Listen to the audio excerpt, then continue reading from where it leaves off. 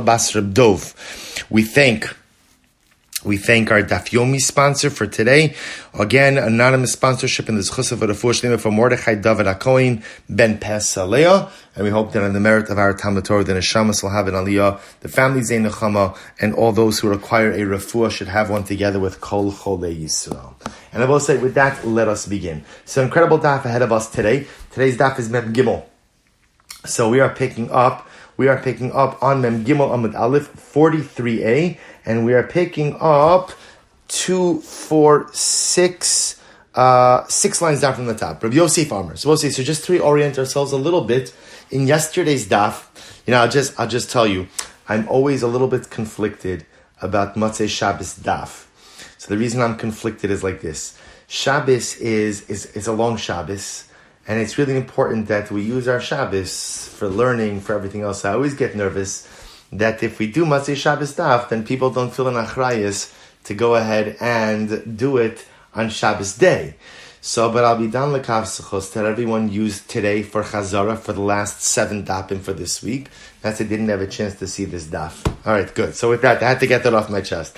So the Gemara says as follows. So let's remember again, as you chazered yesterday's daf. So you saw that Reb Chisda said as follows, that halacha l'maisa, you can go ahead and you cannot put a bowl underneath a chicken to catch an egg, but you can go ahead and invert a bowl on top of an egg. That if the chicken laid the egg, you could go ahead and take a bowl and invert it on top of the egg. So we're trying to figure out why exactly that is. So the Rabbi had a particular approach as to why that is. Now Rav Chisda comes along and says as follows. Rav Yosef. So Rav Yosef, why does Rav Chisda not allow you to place a bowl underneath the chicken to catch the egg?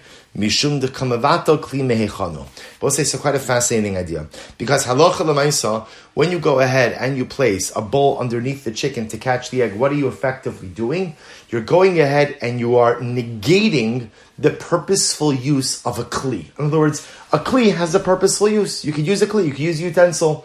What's the problem? If you put the utensil underneath the chicken, so it catches the egg, which is very nice, but now the egg is muktzah.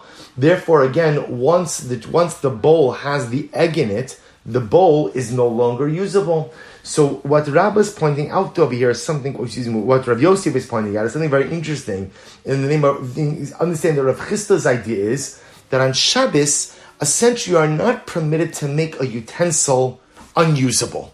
Rendering a utensil unusable, which is another way of saying that on Shabbos, you really shouldn't make something muktzah. You hear this? Meaning, we're used to thinking about on Shabbos, about if something is muktzah, can you use it or not? Rav Chisda, or Rav Yosef's interpretation of Rav Chisda, is that really on Shabbos, you shouldn't make something muktzah. That's the chap. You shouldn't make so. If you put the bowl underneath the chicken and it catches the egg, you're making something muktzah mevatel kli meichano. You shouldn't do that on Shabbos. Says Abai says, really, is that true? Now, so what the Gemara is essentially going to do is going to run through all of the cases that we mentioned yesterday. Is that true that you can't make a kli unusable on Shabbos? That you can't go to mevatel a kli from its use? After all, the Gemara says, what about the case you saw in yesterday's daf? That if you have a barrel of tevel, right, untied produce, and the barrel breaks, you can go ahead and bring another utensil to catch the tevel that's spilling out. Now also remember again, tevel, untied produce, is muktzah on Shabbos because halacha l'maisa you're not allowed to tie. You can't take shumas l'maisa on Shabbos. So again, when you put a kli underneath the broken barrel to catch all of the tevel, halacha l'maisa, you are negating a kli from its use, right? You're effectively making the utensil muktzah. Good to vach Yaakov Abramson. Shalom aleichem. Good to see you, my friend. So the Gemara says as follows. Amrlei, so he says, so what's the pshat? Amrlei, tevel muchan hu eitzel Shabbos. So both say, this is incredible. This is incredible. Tevel is considered muchan. Both say, what does this mean? We know that halacha l'maisa, you're not allowed to take trumas and maisos on Shabbos. Why can't you take trumas and maisos on Shabbos? It's not doraisa. Midoraisa, there's no problem tithing stuff on Shabbos. D'Rabbanan, you can't separate out trumas and maisos. Why not? Because midrabanan, we say, the act of separating out shumas and meisos looks like you're fixing something. So anytime you do something constructive that makes it look like you're fixing something, that has the appearance of malacha. So the rabbis are the ones who said that come Shabbos Kodesh, you cannot go ahead and take Trumas and Maasros. But watch this. Amar leim tevel muchan hu ezel Shabbos. The truth is, tevel is technically usable. How is tevel usable? She'im avar v'tikno metukan. Boss, listen to this. Halacha l'maisa. So we said, Midra Abana, you're not supposed to go ahead and separate Trumas and Maasros on Shabbos. Why not? Because it has the appearance, ultimately, again, of fixing something. You're remedying something. So let's imagine the following scene. I have my bowl or my barrel of tevel sitting on my porch. Reuven is a well-meaning guy who walks by. He sees the big sign that says tevel. And what does he decide? He decides to go out and tithe the produce for me. So what's the halacha? Even though he did say that's asr, right? Midrabanan, it's asr. Nevertheless, it works. So the Gemara says something very interesting. So therefore, when my barrel goes ahead and breaks, so I want to go ahead. So remember again, just so you imagine this, the tevel could be grapes, the tevel could be wine. So my barrel of tevel breaks. I want to bring another utensil to go ahead and catch the tevel. The Gemara says, how can you do that? That secondary utensil is now going to be rendered unusable because it's going to catch something muktzah in it. To which the Gemara says, tevel's not really fully muktzah. Midrabanan, it's muktzah. But if someone were to come along and rectify it, they were to actually tithe it, it would be okay on Shabbos. So therefore, the act of using a utensil to catch tevel spilling out of a barrel is not really called mevatel kli mehechano. It's not really called rendering a utensil unusable. So says the Gemara, what about the next case? Nosten kli tachas kabo nitzotzos. They both said this is such an incredible statement. Says the Gemara, what about the line that says that you could go ahead, you have a candle, and the candle is sparking. I don't know, is that a word? Sparking? Yeah? Okay, sounds like a word. Because sparking. So what do? I want to bring another utensil to catch the sparks. Why? Because I want to start a fire. They both say, it says the Gemara, I don't understand. Rav Yosef, you said that Rav Chisda, both say, remember, just follow the chain over here. Remember, what did Rav Chisda say? I have a chicken that's going to lay an egg. I want the egg. So what do I want to do? I want to put a utensil underneath the chicken to catch the egg. Can I do that? Rav Chisda says no. Rav Chisda says no. Why? So now we're suggesting that Rav Chisda's svara is that it's mevatel kli mehechano. You are going ahead and rendering a utensil unusable. So Gemara says, 1 second. You just told me before that if you have a candle that's sparking, that I can go ahead and bring another utensil to go ahead and catch the sparks. How could I do that? The utensil that's going to be used to catch the sparks of Osai is going to become what?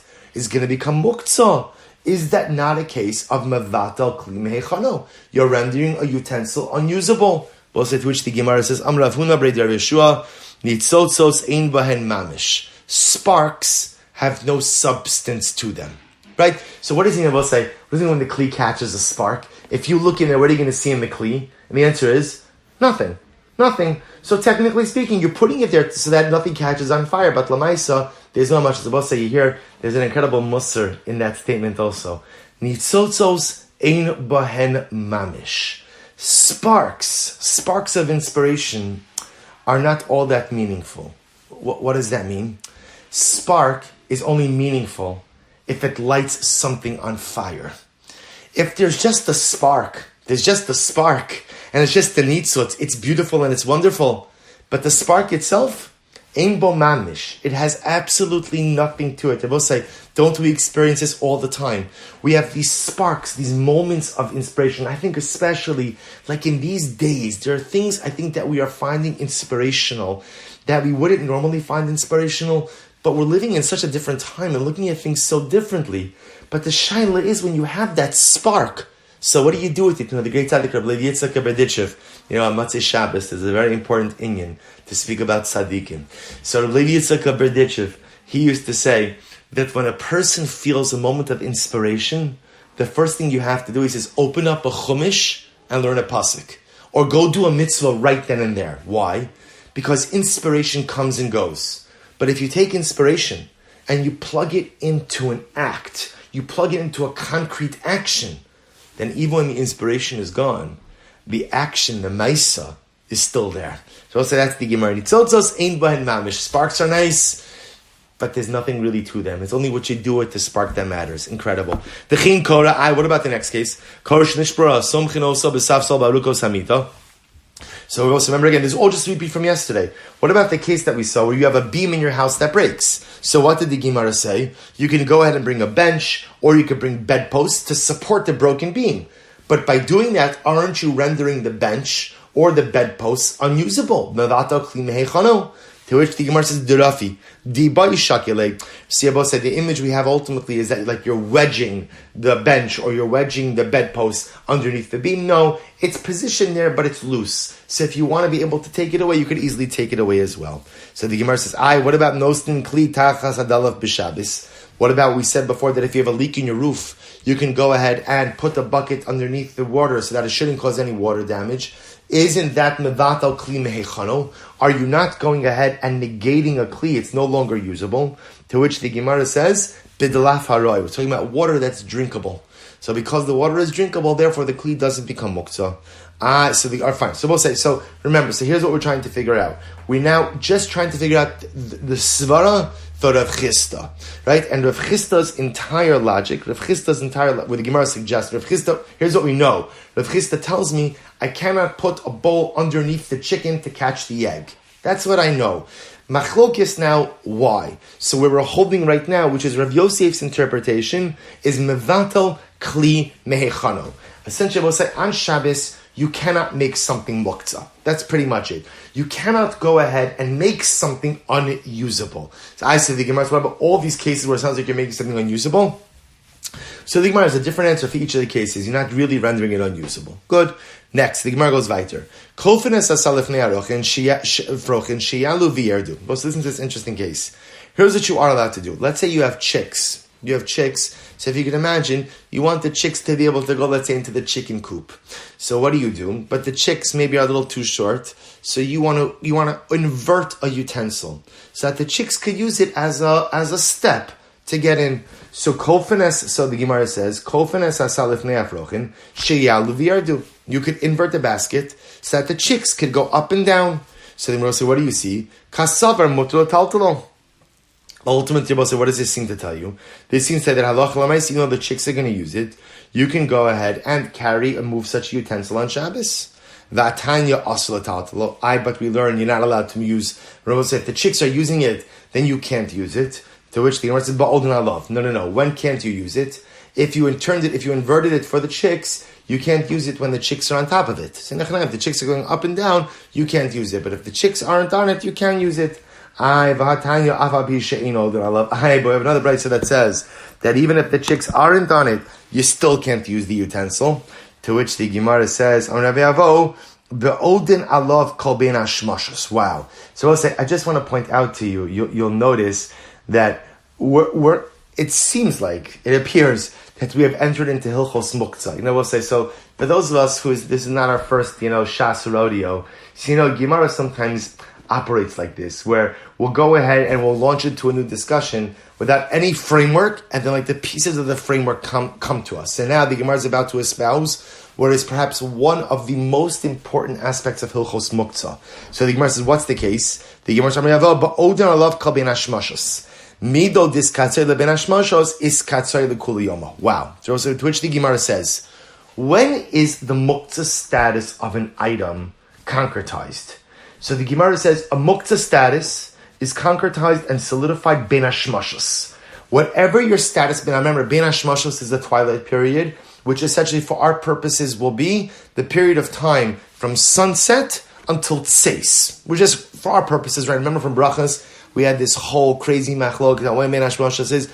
I know why we're not going to get into that right now. Let's just assume it's between sunset and tseis. So the Gemara says, whatever the status of an item is during that time, that's the status that it holds on to for Shabbos. Now, we'll say, what does that mean?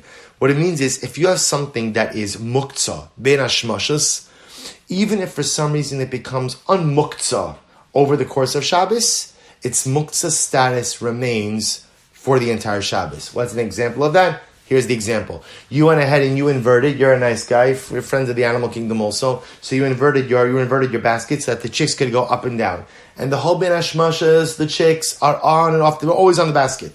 So the whole ben hashmashos is being used by the chicks, which means what? If it's being used by the chicks, it's not usable by you. The chicks, after ben hashmashos, they're asleep. They're done. They don't use it the rest of Shabbos. It doesn't make a difference. Once it was muktzah ben hashmashas, then it remains muktzah for the entire Shabbos. Now, Bosai, what I want to tell you is the reverse is not true. Meaning, for example, if something was not muktzah ben hashmashas and then becomes muktzah sometime over the course of Shabbos, we don't say that since it wasn't muktzah ben hashmashas, therefore again it's muktzah. So it really only works in one direction. What it means is, once you're muktzah ben hashmashas, you're muktzah the whole way through. So the Gemara goes right there. I'm Rabbi Yitzchak. So we'll say, now comes Rabbi Yitzchak. New Shita. So now we had Rav Chisda. Now Rabbi Yitzchak. Rabbi Yitzchak says, Kishem shein nostin kli tachas tarnagolis the kabel beitzasa. So we'll say, Rabbi Yitzchak is going to say he's building on Rav Chisda. So Rav Chisda's whole position was, you cannot put a bowl underneath the chicken to catch the egg. Okay, so a machlokes as to what his svar is. Let's assume it's in accordance with the last approach, that on Shabbos you can't actively do something to be mevatel kli mehechano. You can't do something to actively make a utensil unusable on Shabbos. So comes Rabbi Yitzchak. We'll say, this is dramatic. Hold on. I'm Rabbi Yitzchak. Keshem shein nosin kli tachas tarnagolis the kabel beitzasa, kach ein kol fanala kli bishvil shalo tishaber. Wow. The same way, says Rabbi Yitzchak, that you can't move a kli, right? That you can't put a kli underneath the chicken to get the egg. Why? Because when you do that, you're being mevatel kli mehechano, right? You're making a kli unusable. You also can't move a kli.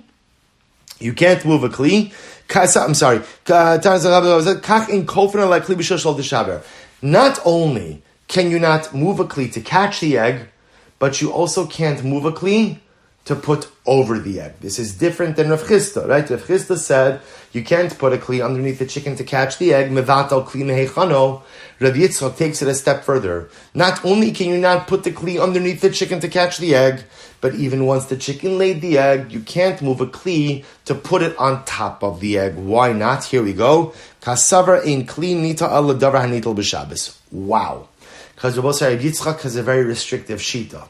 Rabbi Yitzchak says, you are not allowed to move a utensil. Let me say it in the positive. You could only move a utensil to service something that itself can be moved on Shabbos. So I can move a utensil to service an item which itself is not muktzah. But I cannot move a utensil to service something that is muktzah. What's a case like that, Jabosai? The egg. Here's a perfect case. The chicken lays the egg. I now want to go ahead and what? I want to just move a kli. I know I can't, the egg is muktzah. I want to move a kli to put on top of the egg so that the egg shouldn't get smashed. Rav Yitzchak says you can't do that. Why? Because you cannot move a kli for something itself that cannot be moved. In other words, you can only move a kli for something that's not muktzah. But to move a kli for something that itself cannot be moved is going to be asur on Shabbos. Meisvei kohani tiyufta. So we'll say, here's the problem. Every single case that we mentioned in yesterday's daf and then just reviewed in this daf are all cases where what? You're moving a kli to service something that is muktzah, right? Remember again, my barrel of tevel breaks. What am I doing? I'm bringing a kli to catch the tevel. There's a leak in the roof. What am I doing? I'm bringing a kli. So we'll say those are all cases where you're going ahead and moving a kli to service something that is muktzah. So watch this. Vishani b'ditzarach l'mkomo. Wow. So we'll say the way that Rabbi Yitzchak will answer up those cases is, those are cases where you had to move a utensil anyway. You had to move a utensil. So we'll say, can you imagine? Watch this. So now what's the case? According to Rabbi Yitzchak, the case of where the barrel of tevel breaks. Right? So the Brisa says that I can move a bowl to catch the tevel that's spilling out. Rabbi Yitzchak says, remember, Rabbi Yitzchak L'shita says, no, you can't do that. Because you can't move a kli to service something that is muktzah. So, but the Brisa says you can. To which Rav Chisda says, to which Rabbi Yitzchak says, that's a case where I had to move the bowl anyway. The bowl was sitting on the table. I needed to set the table. So we'll say, what's the halacha? Once you have to move the bowl anyway, then what? You can move it wherever you want. So in other words, once I have to move the bowl anyway, right? Once I have to move the bowl anyway, so I can ultimately go ahead and move it to place it under the tevel.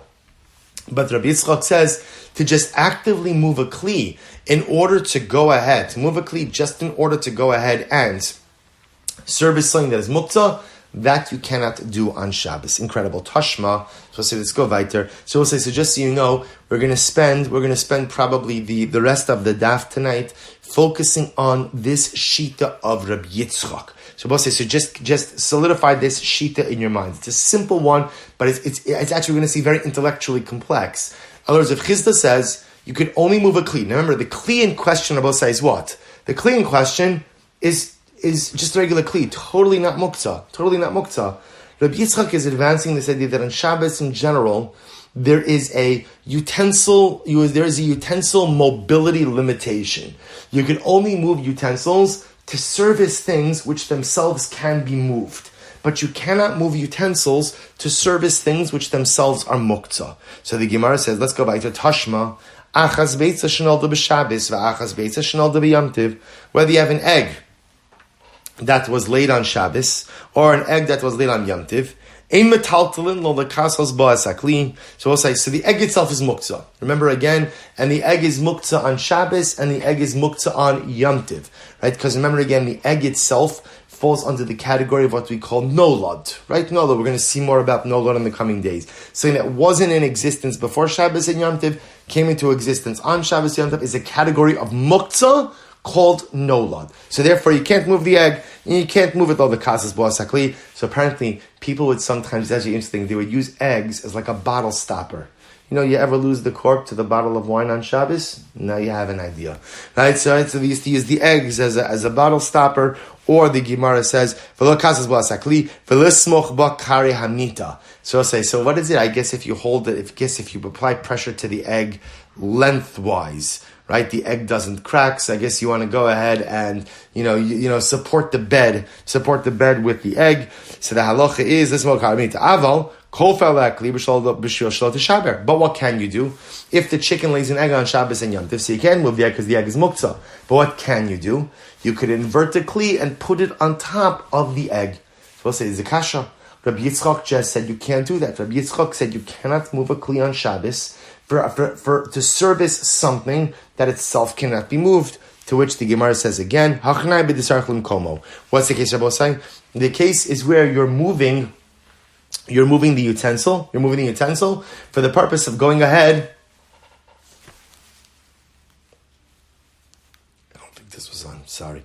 For the purpose of going ahead. It's not on, it's okay, I'll fix it later. Okay, I'm sorry about that, Maishi. I really thought I had it. Namish. All right. Good. Can add the audio after. Okay, I think I became a technology balgaiva.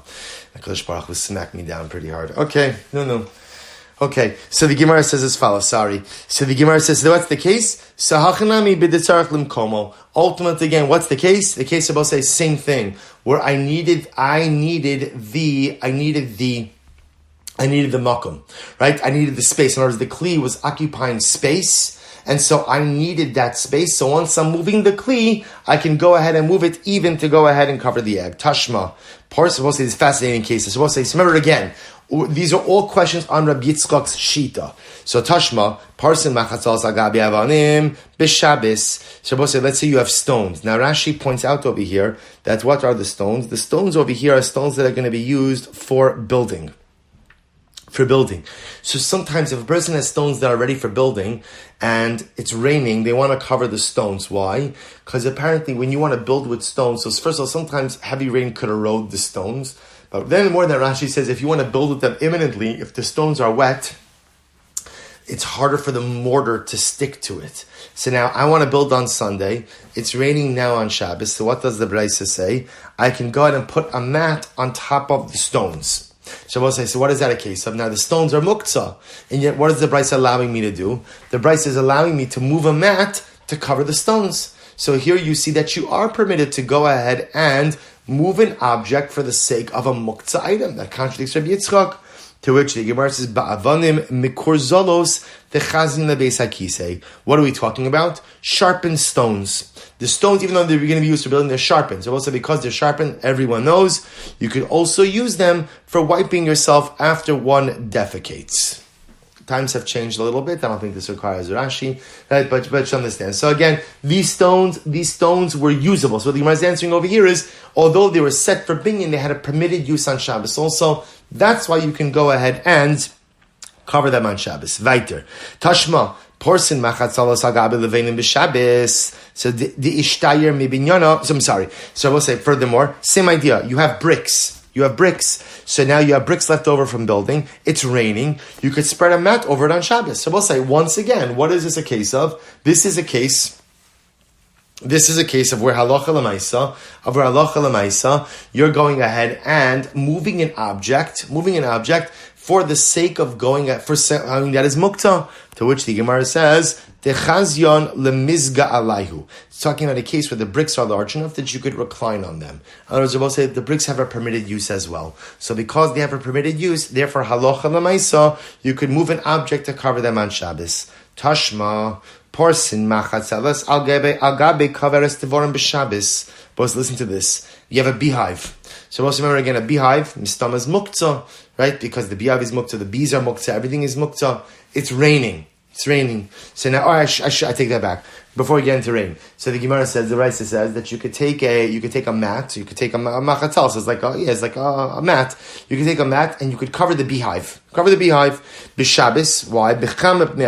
Maybe because the sun is too strong, or b'gisham because the rain is too strong, or bilvad shali is kabin latzot. As long as you don't have kavana to go ahead and trap the bees. So as long as you don't have kavanah to trap the bees, ultimately, again, we're going to do it. So we'll say, again, what do you see from here? You're moving a utensil to service a muktzah item. Does this not contradict the position of Rabbi Yitzchak? Hacham asking on what's the case? Di'ika dvash. Oh, there is honey in the hive. So because there's honey in the hive, therefore what? Therefore, again, the beehive is not muktzah. Honey is a ma'achol, it's a food. Therefore, the beehive is permitted. Therefore, the beehive is not muktzah. So the Gemara says, Amar le Rav Ukva mimeish Rav Ashi, Tenach v'yimosachama amades di'ika dvash. So we'll say that answer works fine when? That answer works fine in the summer, where there is still going to be honey in the hive. However, but we'll say, what do you do with the fact that in the summertime, right? In the winter time, there is no more honey in the hive. To which the Gemara says, so if that's the case, and if it's the winter time, there's no honey in the hive, then how are you permitted to cover the hive with a mat on Shabbos? Would that not be a contradiction to Rabbi Yitzchak's principle? Because Rabbi Yitzchak says you could only move a utensil to service an item which itself is not muktzah. But if the hive doesn't have honey in the winter, then how can you spread a mat over the hive? You're going ahead and moving a utensil to service an item which is muktzah. To which the Gemara says, interestingly enough, apparently during the winter, people would dafka leave in two honeycombs, we call it chalos, like loaves of honey inside of the hive to be able to sustain the bees. They say the bees could live through the winter, sustain themselves on the honey that you live in there, so that they'll be around for the next season to produce honey. So the Gemara says, even during the winter, there's edible honey. One second. That honey is not really used for human consumption. That's used ultimately again for the bees. To which the Gemara says, because we'll say, what's the case? The case is where before Shabbos, you had in mind that you're going to partake of that honey. So we'll say, remember again, if before Shabbos you want to go ahead and partake of, so remember again, this is also Hilchos Muktzah. So Hilchos Muktzah also tells you that technically speaking, something that is muktzah, if you have in mind before Shabbos that you're going to partake of it, you could potentially change its status. So we'll say a good example of this. So you want to go ahead and, everybody wants to be a, you want to throw stones at oncoming traffic on Shabbos. So I'll say, only one problem, which is, right, stones are mukta. So what do? If you go ahead and you make your pile of Shabbos stones, again, to be clear, this is a joke. I see too many concerned expressions. So I'll say, so ultimately, again, so a stone is something, is itself mukta. A stone is muktzah because it serves no Shabbos purpose. But again, on a serious, if you were to take that stone and somehow set it aside, I want to use the stone as a paperweight. So if you were to set aside that stone before Shabbos, to use it as a paperweight, then einachinami, you could use it on Shabbos. So the Gemara says like this, normally during the winter, the 2 loaves of honey that you leave inside the hive, people don't use it. Those are for the bees. But if before Shabbos you had in mind that I'm going to take some honey from one of those combs, then einachinami, it's no longer muktzah. It's no longer muktzah. To which the Gemara says, "Ha lo chashav alayu mai." But I will say, so what do you see from here? You see from here that havalach l'maisa. However, if you did not think about partaking of those honey loaves before Shabbos, then they would be muktzah. Mai aser ihachi hadid tani bavachleis kavin lotzov. If that's the case, then why does the Brisa say that you can cover the hive as long as you don't have in mind to trap the bees? Liflog v'lisnei bididei. You can make a more simpler distinction in the case itself. Rabbi say, when are you permitted halacha lamaisa to go ahead and cover the hive with a mat? When? When you had in mind during the winter to go ahead and partake of the 2 honeycombs that are left inside. Rabbi say again, if it's during the winter and there's no other honey, you didn't have in mind before Shabbos to take part of the honeycombs that are left inside, then forget about trapping. The whole thing is muktzah. The whole thing is muktzah. To which the Gemara says, to which the Gemara says, you're right. But the Gemara is actually teaching us 2 lessons. Lesson number 1 is that halacha l'maisa, that you could only go ahead, that we could be talking about a case, so this case could still work in Rabbi Yitzchak's model. Remember again, Rabbi Yitzchak keeps telling us that the only way you're allowed to move a utensil is how? If it's to service another permitted utensil. So therefore, again, how am I permitted to cover the honeycomb with a mat on Shabbos if it's raining or it's too hot? So again, if it's too hot, that's not a problem because that means it's the summer. Summer, there's honey. That's fine. What about the winter? There must be a case of where there were honeycombs left in the hive to sustain the bees, and I had in mind before Shabbos that if I get hungry, I'm going to go take from that honey. Therefore, again, the comb itself won't be muktzah. The beehive, won't be muktzah, and therefore, but the Brisa tells you that even though you've taken care of the muktzah problem, when you place the mat over the hive, make sure to do so in a way that doesn't trap the bees. Fine, money. So whose opinion does this reflect? Rabbi Shimon, Leslie Muktzah. So we'll say, if it's Rabbi Shimon, so Rabbi Shimon doesn't hold a Muktzah. And I will say, remember, to be clear, everyone holds a Muktzah, right? Everybody holds a Muktzah. We're going to see there's this machlokis Rabbi Shimon, Rabbi Yehuda regarding Muktzah. When it says Rabbi Shimon doesn't hold of Muktzah, what that means is Rabbi Shimon has a much less restrictive view of Muktzah. I will say essentially, and we're going to see this more in tomorrow's daf, in the realm of Muktzah, there are 2 different approaches. Approach number 1 is essentially, everything is muktzah unless you designate it otherwise. In other words, it's like muktzah until proven innocent. Right? So you're muktzah unless you're actively designated as not muktzah. Now obviously that doesn't mean everything. You don't have to go over to your piece of chicken and say, Pulke, you're not muktzah, Flegel, you're not muktzah. But what it means is, in the realm of other items, they're considered to be muktzah unless you designate them as non-muktzah. That's the restrictive view of muktzah. The non-restrictive view, which is Rabbi Shimon, is that no, in fact, items are muktzah, are not muktzah until proven to be muktzah. In other words, you have a presumption of being non-muktzah, unless, of course, you have a non-Shabbosdik use. So, and again, if your use, so we'll say your phone, even according to Rabbi Shimon, obviously is going to be muktzah because it doesn't have a Shabbos use. But the idea in Rabbi Shimon's view is we assume essentially all items kind of start out as non-muktzah, and then we figure out what falls into the muktzah category. So if it's Rabbi Shimon, Rabbi says, so remember again, Rabbi Shimon would say, in the case of the beehive during the winter, you wouldn't have to have in mind before Shabbos to partake of the honey that's in the hive, because it's obvious, meaning it's understood. You don't have to have explicit intent for that. So it can't be Rabbi Shimon. And if it's Rabbi Yehuda, kilo miskavin mai havi, hadavar shem miskavin aser. And if it's Rabbi Yehuda Rabosai, then even Rabbi Yehuda would say that no matter how you cover the hive, it doesn't really matter, because even if you end up trapping the bees, it would be a davar she'eino miskavin, something you don't have intention for. And Rabbi Yehuda holds that a davar she'eino miskavin is mutter, to which the Gemara says, the Olam Rabbi Yehuda. So the Gemara says, really, Rabbi Yehuda, My ulbivat lo yiskaven. Lot. So what does it mean when it says that you could cover the hive as long as you have in mind not to go ahead and trap the bees? Shelo ya'asenu kimitzuda delishpok lehu ravcha ki hechi delo litztu memela. What it means just is that when you cover a beehive, you have to cover it in a way that doesn't automatically trap the bees. So do so in a way where ultimately, again, you cover the hive, but yet what? But yet halacha lemaisa, there is still some room for the bees to get out. Good. Ravashi says, Mikatana bi mosacham and mosageshamim. Ravashi goes back and says, Ravashi says, you guys are making this totally too complicated. Does the Brisa say, in the summertime and in the wintertime? No, it says b'chama b'bnei achama or b'gisham b'bnei agishamim. It says when it's hot because of the heat, or during the rain, or when it's wet because of the rain. Katani, so also b'yomei Nisan, b'yomei Tishrei, v'ikachama v'ikatzina v'ikagishamim v'ikadvash. It could very well be talking about that. What's the case of both sides? The case is either in Nisan or in Tishrei. I will say, what's the come down between Nisan and Tishrei? So remember again, Nisan is the end of winter, beginning of summer. Therefore, Nisan both say you could have rain and you could have heat.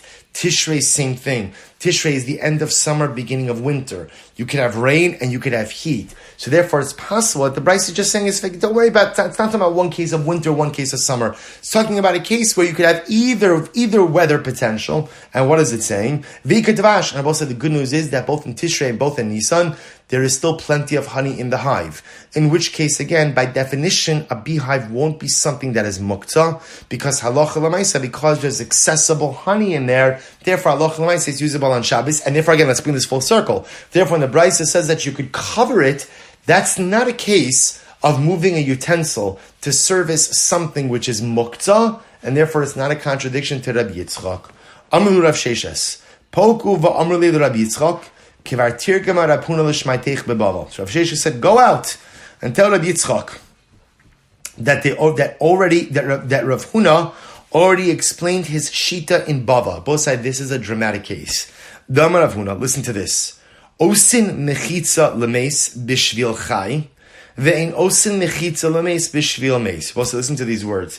You can make a mechitza. Now, in this case, mechitza means partition, but what you're really going to see, what it really means is a tent. You can make a structure. You can make a mechitza. Listen to these words. You can make a mechitza for a dead person, as long as it's for a living person. But you can't make a mechitza for a dead person, just for a dead person. So the Gemara says, what does that mean? Maihi. So here we go. This is incredible. The Amar of Shmuel bar Yehuda v'chintana Shila Mari. Meis hamutal b'chama. Both listen to this case. Let's say Rahman al-Islam, you have a person who died. And he died, the body is exposed to the elements. So it's very hot outside. The corpse is underneath the sun. So Rabbi says, so what do you do? But Rabbi says, remember, let's take a step back. A corpse is muktzah. A corpse is muktzah. We know that halacha. So now what's the problem? You have a corpse that's muktzah, but the corpse is underneath the sun. So what are you supposed to do? So what was it? This is wild. Ba'in shnei b'nei adam v'yoshem b'tzido. So we have two people. Each of them come and sit on either side of the corpse. So also, if you can imagine again, they each sit not by the head and the feet. Well, I guess the truth is it doesn't really matter where they're sitting. But they each sit on either side of the corpse. Now watch this. Cham lo hamilamata. If let's say they're sitting outside, remember again, the cases where it's hot, because remember, if it's cold, remember the issue over here is one of decomposition. So if it's cold, that issue doesn't really exist. You could have other issues of kavod mace, which we'll touch on as well. But the idea over here is I want to get the mace out of the sun, but the mace is muktzah. So we have two people called Reuven and Shimon. Reuven and Shimon sit down on either side of the mace. So we'll say, so what happens if it gets hot? Now remember, they're sitting on the ground. If the ground gets hot, so what do? Zeh mevi mita v'yoshev ala. V'zeh mevi mita v'yoshev ala. So each of them brings a mattress. Reuven brings a mattress. He sits on it. Shimon brings a mattress. He sits on it. Remember, the mace is there in the middle of the two mattresses. Okay. Cham lahem milamala. But now again, so now they took care of the fact they don't have to sit on the scorching earth. But now the sun is still beating down on them. So the great chap, what do? Meviyem machatzeles uparson land. So we'll say, what do? They bring a mat. And they hold the mat over them. So they've got mattresses under them, mats on top of them. And what do? Zeh zokef mitasa v'nishmat v'holechlo. Zeh zokef mitasa v'nishmat v'holechlo. So we'll say, what do they each do? Reuven gets up. He then stands up his bed. supporting his side of the mat. Shimon gets up, puts up his side of the bed, supporting his side of the mat. And what do you have?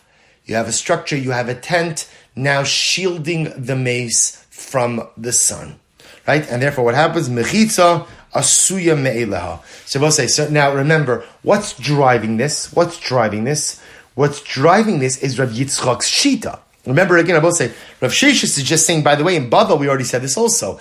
What's driving this is something, by the way, we don't pass in halacha l'maisa, as we're going to see. But what's driving this is Rabbi Yitzchak's idea, namely, that you cannot move a utensil to service something that itself cannot be moved. You cannot move a utensil to service something that is muktzah. So let's say, think about this just a moment. If the mace is in the sun, there's a very easy fix. What's the easy fix? Just take a sheet. Just take a sheet and put it over the mace, right? At least block out the sun a little bit. Remember, sheet's not muktzah, but in Rabbi Yitzchak's world, you cannot go ahead and move an item to service something that is muktzah. So instead, they employ this halachic. It's not even subterfuge. It's just a roundabout, right? It's just a way around this. Reuven and Shimon are both doing things that are totally permitted. Just at the end of the day, when they quote unquote no longer need the bed and they no longer need the mat, they stand it up and they've created a structure, a tent on top of the mace. Now, I will say, now once we brought up the mace, the Gemara goes a little bit more into this. So the Gemara says, Rabbi Yehuda Shmuel, hopfcho mimita lemita. So I will say, in general, if you have a situation of a mace and the mace is out in the sun, so what do? So I will say, if the mace itself is on a bed, so what you can do is ultimately roll the mace from one bed to another. Right? So in other words, you just roll the mace from, so let's say, right, you roll the mace from one mattress to another. Rav Chanina bar Shamia Mishmei Rav Amar Maniach Halav Kikar Otinok U'Metaltalo. So we'll say this is the more classic suggestion. Remember we saw this again by the Gemara by David HaMelech, right? When David HaMelech died on Shabbos, this is why Shlomo HaMelech said that a living dog is better than a roaring lion. Because David HaMelech is dead, his corpse is in the sun. You remember again, Shlomo goes to the Sanhedrin, he says, what should I do? And the Sanhedrin tells him, listen, either put a loaf of bread or a baby on top of the corpse, and you can move the corpse like that. So Maniach Alav Kikar Otinok U'Metaltalo. So the Gemara says, Heicha Dika Kikar Otinok Koli Amalo Pligi Dishari. So we'll say, when there is a loaf of bread or a baby that could be placed on top of the mace, and you could transport the mace like that, everyone agrees that works. Ki Pligi de Leslie. So we'll say, ultimately again, where do they argue? Where there's no baby or loaf of bread. Mar Savar Tiltul Minatzad Shmei Tiltul. So we'll say, we're going to get into this. One of the places we'll say Tiltul Minatzad means indirect movement of muktzah. Indirect mabusay, so this comes up all the time. We're going to discuss about these halachas. A lot of times, kind of when we're not sure what to do with something, we kick it. As if somehow kicking it is removed from the realm of human dynamic activity. So again, we'll have to see. Remember, I'll say just when you kick something, you are still moving it. Truth is, kicking is not even really tiltul min hatzad, because kicking it is your direct movement. Tiltul min hatzad is more of the case of, let's say, when you have something muktzah sitting on top of something you want, and you want to tilt, right? You left your cell phone on top of the sefer you want to learn. So what do you want to do? You want to tilt the sefer to have the phone slide off. That's called tiltul min hatzad. So we're going to get into this. We're going to tomorrow, Mirat Hashem. So Gemara says maybe the machlokes is tiltul min hatzad. Mar sar tiltul min hatzad shmei tiltul, or mar sar lo shmei tiltul. Lema ketanai. So we'll say maybe this is machlokes is tanaim. Watch this. This is an incredible Gemara. Ein matzilin es hames mipnei adaleika. Both say listen to this halacha. If, let's say, chas v'shalom, someone died, and the corpse is in the home, and then, Rahman al-Islam, a fire starts in the home. So we'll say, we're going to get into the halachas concerning, if a fire starts in the home, what are you permitted to take out of the home? Now remember, again, these discussions presuppose that the fire in your home is not going to put anyone else in sakana. Just it's important. Today, a person has a fire in their home, you put out that fire. The Gemara is talking about an issue, if you could imagine, is like a person lives alone in a remote area. They're the only house around, so what's going to happen if their house catches on fire? the house burns down. So remember again, that's a financial loss. So to save yourself from financial loss, lav dafka that you could put out that fire on Shabbos. So again, that's the case. That's where we're coming from. So let's say Ruvain. So Ruvain's father Yaakov died. So Yaakov died. The corpse is in the house. The house catches on fire. So what's the halacha? You can't take the corpse out of the house even with the fire. Rahman al-Islam, Ruvain can't save his father's corpse. On Rabbi Yehuda ben Lakish Shamati, so Reish Lakish says, I heard that you are permitted to save a corpse from a fire. So the Gemara says, Heichi Dami, well, what's the case? My time with the Tanakama. So say if there's a loaf of bread or a baby, everyone agrees that you can move a corpse like that. So why would the Tanakama say you can't save the corpse? Leka, and if there's no baby or loaf of bread, my time with Rabbi Yehuda ben Lakish, what's Reish Lakish's logic? Why would Reish Lakish allow you to go ahead and save the corpse? Elalah b'tiltul minatzad pligi. The Mar Savra Tiltul min Atzad Shmi Tiltul, Umar Savra Lo Shmi Tiltul. Shabbos said, to which the Gemara says, maybe their machlokes ultimately is what? Is regarding whether or not Tiltul min Atzad is Tiltul or not. Right? Maybe at the end of the day, that's the machlokes. That's the machlokes. Is indirect movement of muktzah considered to be movement or not? To which the Gemara says, lo. The chuli alma tiltul min atzad shmei tiltul. I will say halacha l'maisa, indirect movement of muktzah is still asur on Shabbos. Now we'll see, and that is true in a general sense. I will say indirect movement of muktzah still prohibited, except when it's not. In other words, we're going to see cases where there are exceptions. It depends on the type of muktzah, the category of muktzah, and the item which you need. So we'll see. But in general, as a principle, we say indirect movement of muktzah is problematic, just like direct movement of muktzah. So watch this. So if that's the case, then ultimately, again, why do they allow for the movement of the corpse out of a burning home? Rabbi say this is incredible. Top of Memdalid, ilo sharis le asil lechabuye. Rabbi said for one simple reason. Because Chazal understood human nature. And Rabbi said, what's human nature? Human nature is, most people are not going to stand idly by while a house is burning down and the corpse of their loved one is there. And if you don't let them move the corpse, what are they going to do? They're going to put out the fire.